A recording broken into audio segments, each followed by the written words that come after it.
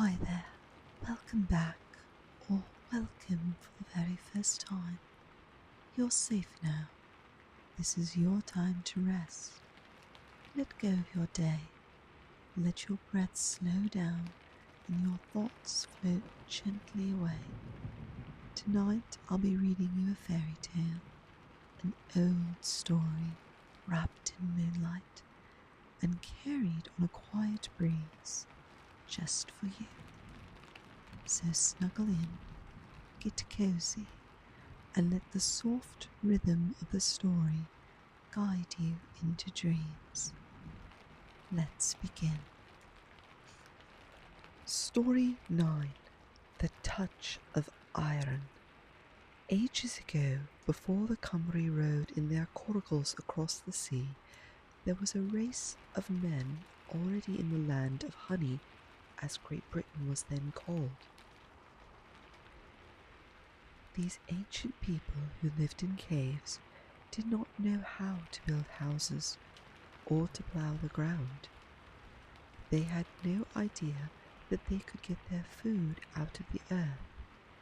As for making bread and pies, cookies and goodies from what grew from the soil, they never heard of such a thing. They were not acquainted with the use of fire for melting copper, nor did they know how to get iron out of the ore to make knives and spears, arrowheads and swords, and armor and helmets. All they could do was mold clay so as to make things to cook with and hold milk or water. When they baked this soft stuff in the fire, they found they had pots, pans, and dishes hard as stone, though they were easily broken. To hunt the deer or fight the wolves and bears, they fashioned clubs of wood. For javelins and arrows, they took hard stone like flint and chipped it to points and sharpened it with edges.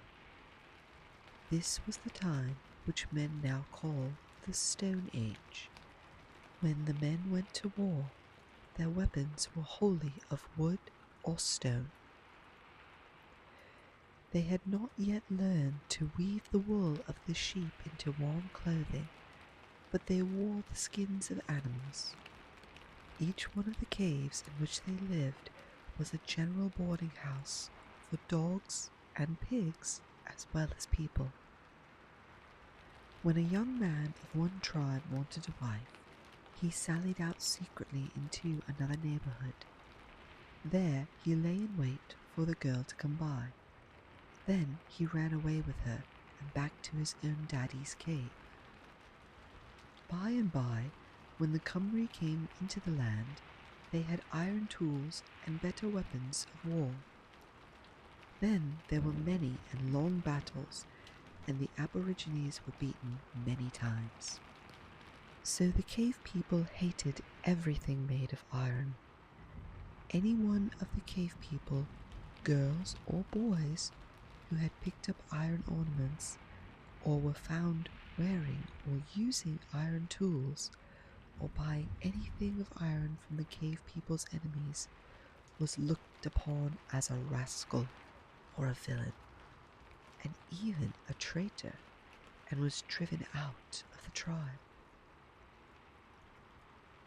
However, some of the daughters of the cavemen were so pretty and had such rosy cheeks and lovely bodies and beautiful long hair that quite often a Cymric youth fell in love with them. Many of the cavemen's daughters were captured and became wives of the Cymry and mothers of children. In course of ages, their descendants helped to make the bright, witty, song-loving Welsh people.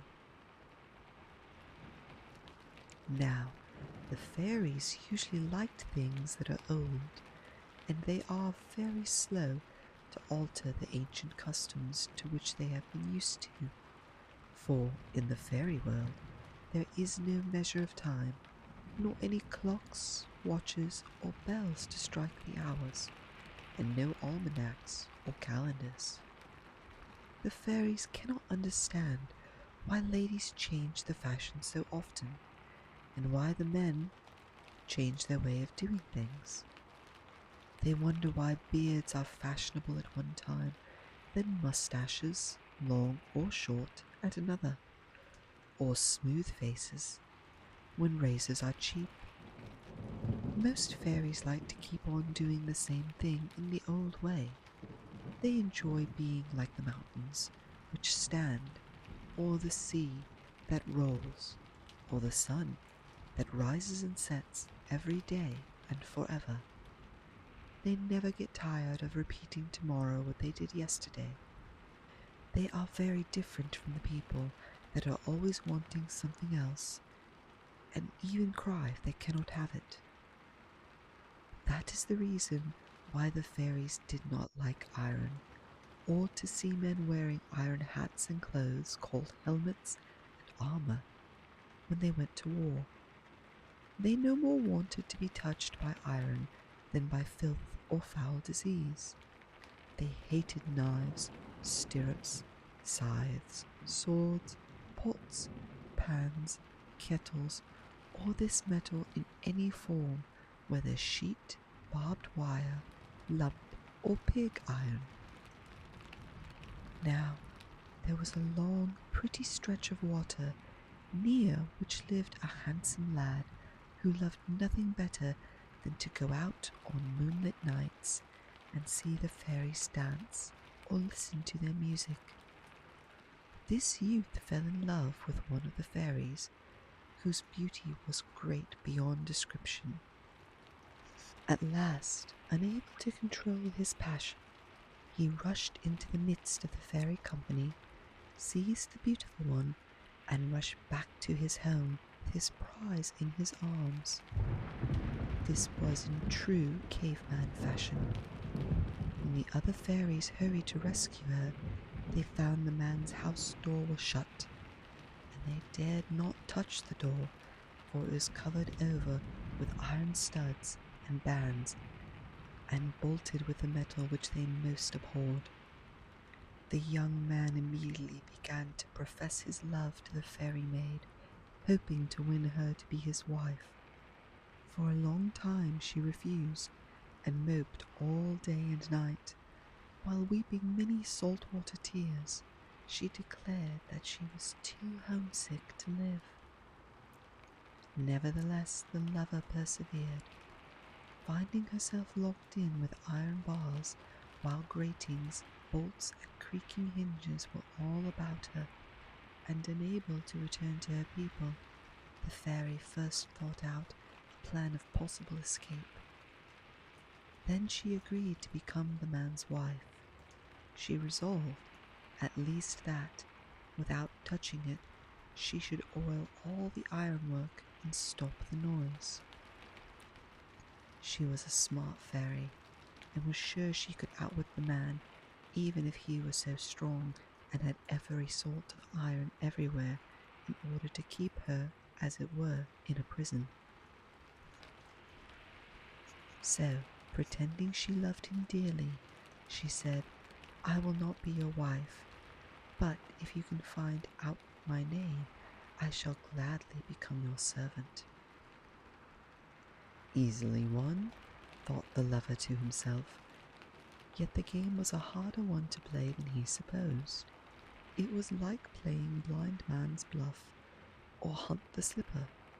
Though he made guesses of every name he could think of, he was never hot, and got no nearer to the thing sought than if his eyes were bandaged.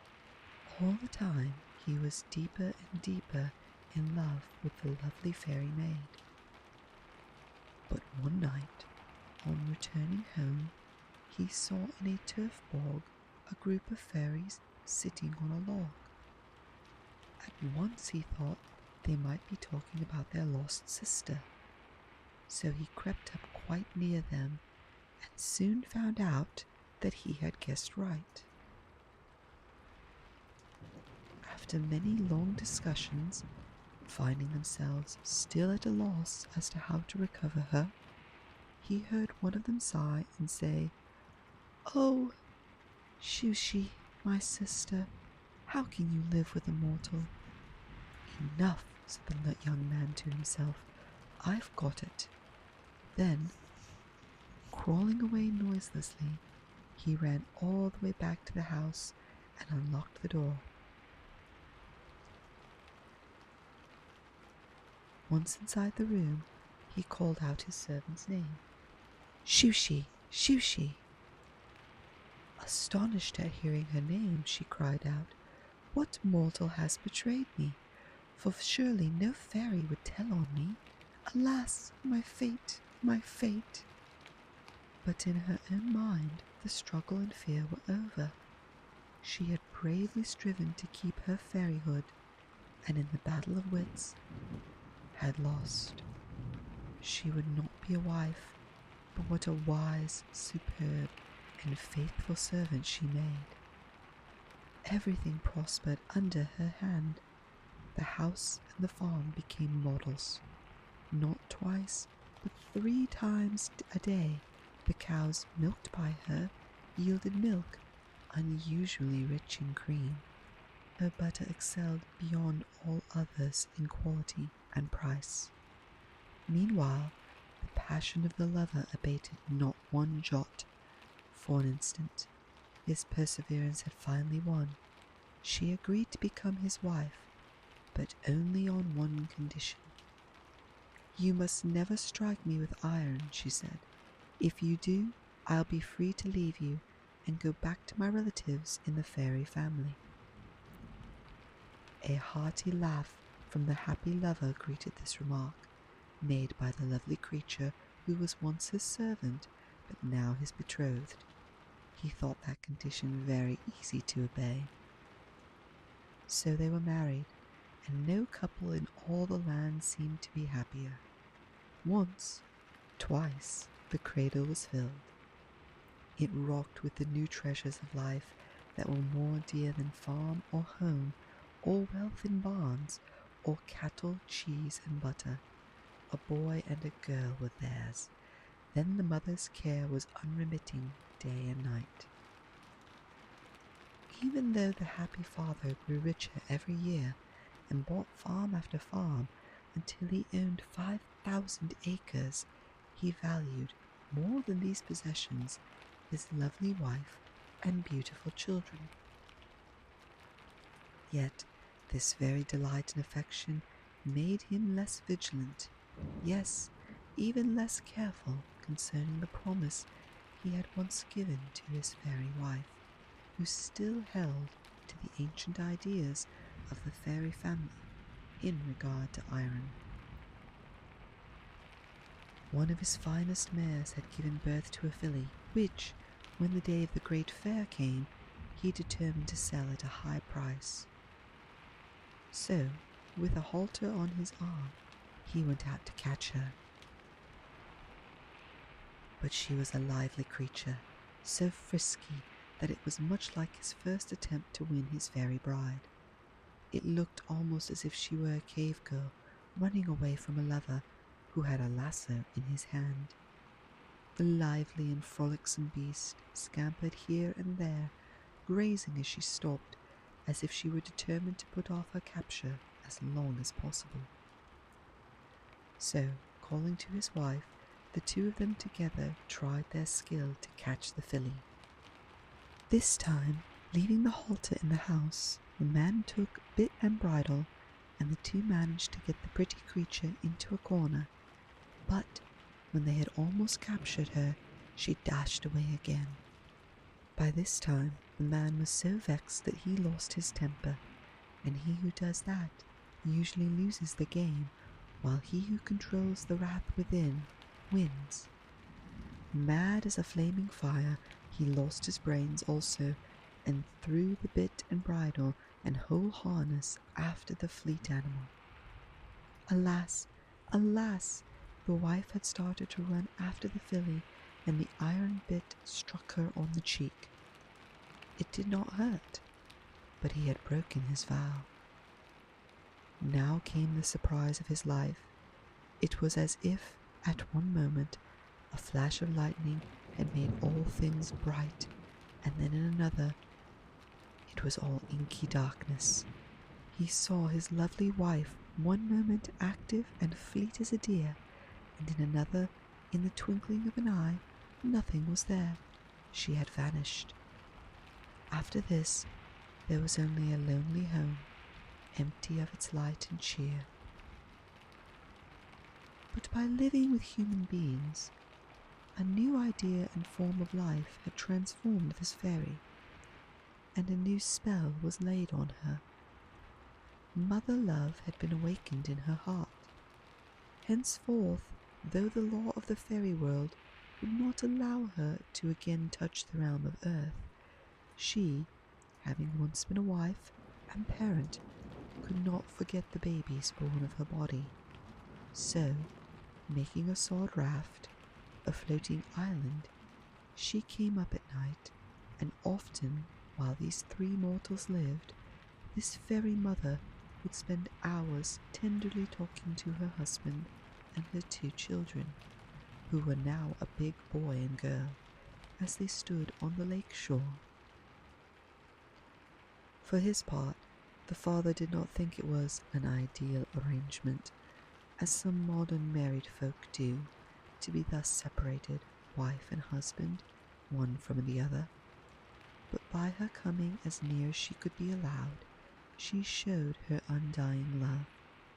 And even today, good people sometimes see a little island floating on the lake, and this they point out as the place where the fairy mother was wont to come and hold converse with her dear ones, when they merrily eat the pink delicacy called floating island, moving it about with a spoon on its yellow lake of eggs and cream. They call this the fairy mother's rocking chair. The end. The story has ended, but your dreams are just beginning. Let them carry you gently through stars and silence and soft wonder. Thank you for letting me read to you. I'll be here again whenever you need a quiet voice and a gentle tale. Sleep well, sleep deep, and good night, dear dreamer. Breuddwydion melys, dear dreamer, sweet dreams.